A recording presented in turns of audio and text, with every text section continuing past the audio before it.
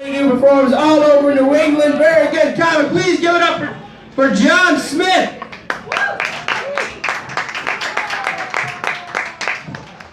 Luke Tuma, ladies and gentlemen. I am aware that I'm wearing a shirt that most people would wear to a funeral at a comedy show, but I feel like it segues into my next joke pretty well. My dad is dead, guys. He abandoned the family when I was 4, and I always thought I could use that as an excuse to, like, maybe feel bad for myself. But it turns out I don't have the right to complain at all. It's actually at a comedy show, not too different than this one. Guy comes out to the stage and starts making a joke about how his mother tried, but failed, to kill herself 6 times. And as messed up as it is to say that, made me feel a lot better about my family. Because at least my dad got to go 1 for 1 in that whole suicide thing. I always thought my dad left without teaching me a lesson. Like, I always wish that I got to play catch with my dad so someone could teach me how to not suck at baseball. Turns out Mom wasn't making the cut on that one. But it turns out he did leave me with a lesson, and that was that you could just give up on things. Which is a lesson you can choose to apply to life, but I mean, it works out pretty well for baseball. I was the guy that wooed when RDP mentioned Oxycontin. It's not shocking. By looking at me, I understand. I know I'm not dressed to be your comic. I know I look like I should be bar backing here. But I want to be like a different type of white. Like, I'm wearing boat shoes because that's what I want to be. I want to be own a boat level white. I want to be house in the South Shore white, not inevitable overdose victim living in a gentrifying neighborhood he can no longer afford level white. Or as they're calling it here, Somerville white. I don't play Pokemon Go. I know that's a terrible way to try to win some of you guys over. I don't play the game. But my friends do, and it's usually the only way to get them out of the house, unless they're coming to McGreevy's, guys. And I was with them while they were playing Pokemon Go, and we were at a park outside Davis Square in Somerville that was so packed with people playing Pokemon Go, they had police surveillance. And I know with the current, like, idea that, like, you know, police aren't that great of people floating around, it's a weird thing to, like, have that mesh with, like, Pokemon. But it turns out that happens.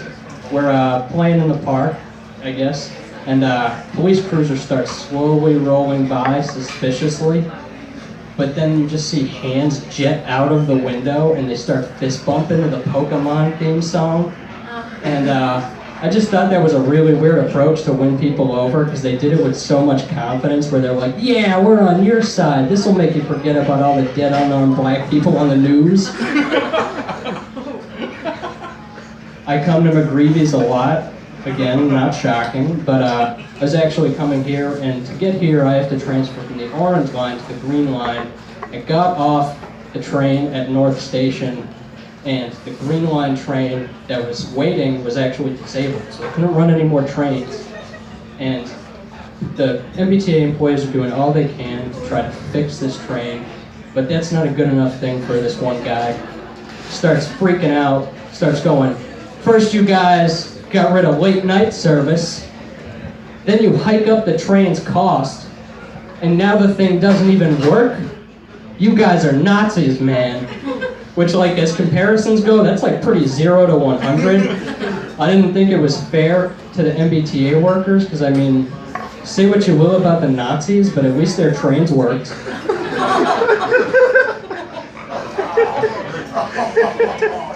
I was raised by a single mom, obviously, and I had an older sister who was very, like, nosy about things in my life. We could call her a bitch. She's not here. But, for some reason, people see that that's how I grew up, and they assume that I'm, like, really good with the ladies, because it's like, you must be able to deal with them when they get all crazy. And it's like, actually the opposite's true. I was raised by a single mom and a bitchy older sister. I have hit my quota on dealing with women crazy. But I think it's like something that people exaggerate a lot of the times. But I have a very short fuse with that stuff, apparently, because I was actually on a second date with a young lady that I liked very much, enough to go on another date with her. And she said one thing that kind of made me flip the script on her. She said, "I think you should treat me like a princess." And I said to her, first of all, we don't even live in a time where monarchies have any real power. I mean, princess in 2016, it's a bit of a hollow title. And even if we lived in that time where you could be a princess and that meant something, the chances of you being a princess are very slim, because you would probably be more like a commoner or a peasant, which makes it historically and statistically accurate if I treat you like shit. I'm a big boxing fan. Great segue, I know, I'm pretty great at this. But I'm a big boxing fan, and I'm so big into it that I watch fights that most people haven't seen because most people shouldn't see them. Like, not a lot of people know that in December of 2014, famed actor Mickey Rourke made his return to the professional boxing ring at 62 years old.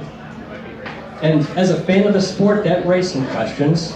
Like, is out of shape a weight class now? Are we really gonna let him try to get away with a scheme to get his face rearranged for free this time? And are you allowed to be made out of the same leather as the gloves? But, you know, there are some positive sides to that story. Like, he got back in the ring, just like his character did in The Wrestler. And he's probably gonna die in that ring, just like his character did in The Wrestler. I drink a lot of caffeine. I'm very addicted to caffeine. And I was at a coffee shop in South Boston, a little place called Doughboys, which is like the one place that hasn't like completely gentrified in that neighborhood. So I order a large iced coffee.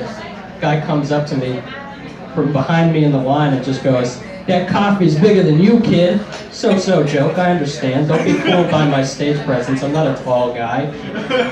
And I'm like, yeah, you know, a long day, because I'm an idiot and I get suckered into these conversations. And that guy just randomly said something that like kind of blew my mind, and he goes, "Hey, yeah, you're drinking coffee, but at least you're not doing heroin."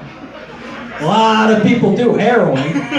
And for some reason, like, for most people that would be the sign that they need to leave this conversation. And that guy saying that was like, I want that guy around me for the rest of my life. Because I make a lot of dumb choices. Like, what if I try heroin? I would love to have that guy around and be like, "Hey, yeah, you did heroin, but you know, you shouldn't murder your kids. You know, some people do that." And it's like, you know, you have that guy for more moments in my life, and it's like, "Oh, yeah, you murdered your kids, but like, at least you didn't join ISIS. Like, you know, no genocides on you." All right, guys, that's been my time. Thank you very much.